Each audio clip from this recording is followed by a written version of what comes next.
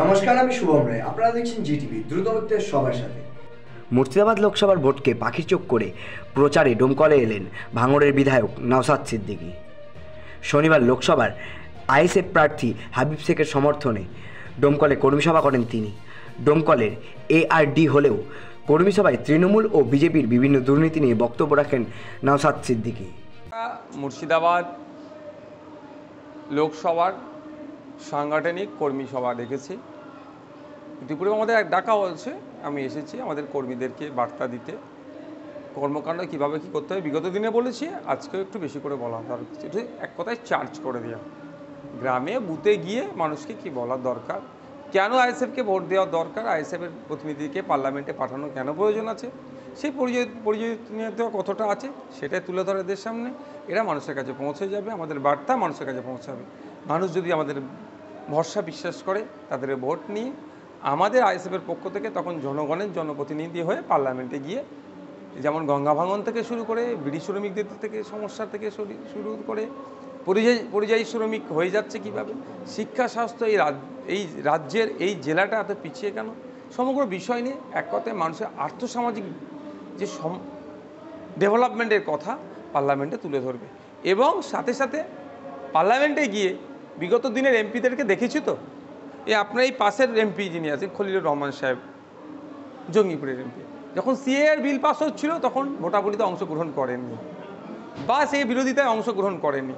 সেটা না হয়ে শুধু সিএ নয়, কৃষকদের বিরুদ্ধে যে সমস্ত বিল পাস হচ্ছে, জনগণের বিরুদ্ধে যাচ্ছে, কর্পোরেটদের স্বার্থে বিলগুলো আনছে, তার বিরোধিতা করা এবং এলাকার মানুষের চা পাওয়ার কথা, অভিযোগতাগুলো উত্থাপন করা পার্লামেন্ট। কিন্তু সেইগুলো তো তুলে ধরবেন, কিন্তু আপনি এককভাবে লড়াই করে কি এই প্রতিষ্ঠিত দলগুলো আছে সেখানে কি আপনি আপনার প্রতিনিধি বের করতে পারবেন? দেখুন, আমি সম্পূর্ণ মানুষের উপরে ভরসা রাখি, কোনো মেকানিজমের উপরে আমি ভরসা করি না। মানুষ যদি চাই আমি পার্লামেন্টে যেতে পারবো, মানুষ না চাইলে আমি কিছু করতে পারবো না। হ্যাঁ, প্রতিষ্ঠিত দলের অনেক অর্থ আছে, অনেক মেকানিজম আছে, প্রচারের অনেক মাধ্যম আছে, কিন্তু আমাদের জনগণ আছে। আমরা জনগণের কাছে পৌঁছাতে পারলেই আশা করছি জনগণ দেখতে পাবে, আমাদেরকে ভোট দেবে। কারণ আমাদের একটা 2.5 বছর 3 বছরের দল, একজন বিধায়ক হিসাবে বিধানসভার মধ্যে আইএসএফ কী পারফরমেন্স করছে, বিধানসভার বাইরে কী পারফরমেন্স করছে, এটা প্রায় মানুষের জানা হয়েছে। সেই নিরিখে যদি আমাদেরকে পার্লামেন্টে বলার সুযোগ করে দেয়, ঠিক মানুষের হয়েই কথা বলবো পার্লামেন্টে। বেশ কিছুদিন ধরে একটা প্রচার চলছিল যে আপনাদের সিপিএম এর সঙ্গে মানে বামফ্রন্টের সঙ্গে জোট হবে, সেই জোটের পর্যায়টা কি? দেখুন, হ্যাঁ, আমরা সর্বপ্রথম আমরা এই জোটের জন্য বার্তা পাঠিয়েছিলাম লেফট ফ্রন্টের কাছে, কংগ্রেসের কাছেও বার্তা পাঠানো হয়েছিল। লেফট ফ্রন্ট একটা সময় আইএনডিআই জোটের সাথে থাকবে, সেখানে তৃণমূল থাকার পরেও তাদের অবস্থান দিল্লি থেকে বা সেন্ট্রালি সেই রকমভাবে ক্লিয়ার তারা করতে না পারলেও আমরা আমাদের অবস্থান ক্লিয়ার করে দিয়েছিলাম যে জোটের মধ্যে ও যে অবিজেপি জোটের মধ্যে তৃণমূল থাকবে সেই জোটের মধ্যে আমরা থাকবো না। ফলে আমরা বলেছিলাম প্রয়োজনে আমরা একক লড়াই করতে প্রস্তুত আছি।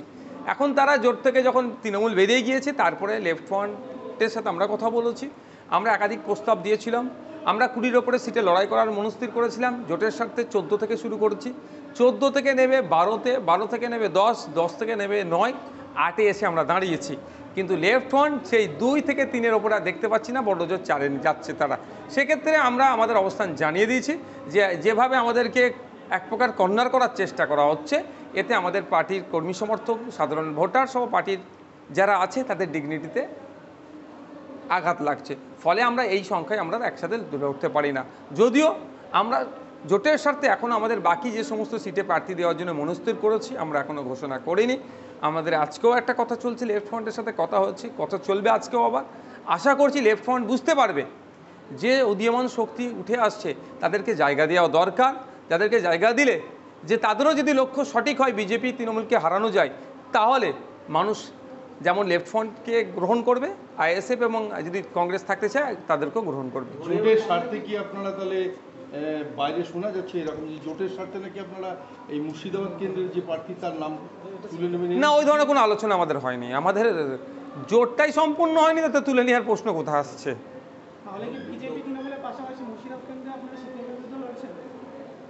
দেখুন, শুধু মুর্শিদাবাদ কেন্দ্রের কথা কেন বলছেন, আর রাজ্যে আর 5টা সিটেও আমরা যদি এককভাবে লড়াই করি, সামনে বিজেপি থাকবেন কি তৃণমূল থাকবেন কি লেফট ফ্রন্ট থাকবে, কি কংগ্রেস থাকবে, বা অন্য কোনো রাজনৈতিক আরও দল আছে থাকবে, সেটা নিয়ে আমরা বিবেচনা করব না। আমাদের বার্তা আমরা মানুষের কাছে পৌঁছে দেবো।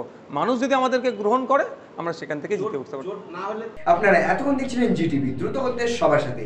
জিটিভির নতুন নতুন খবরের আপডেট পেতে এক্ষুনি লগ ইন করুন www.gtvlivenews.com।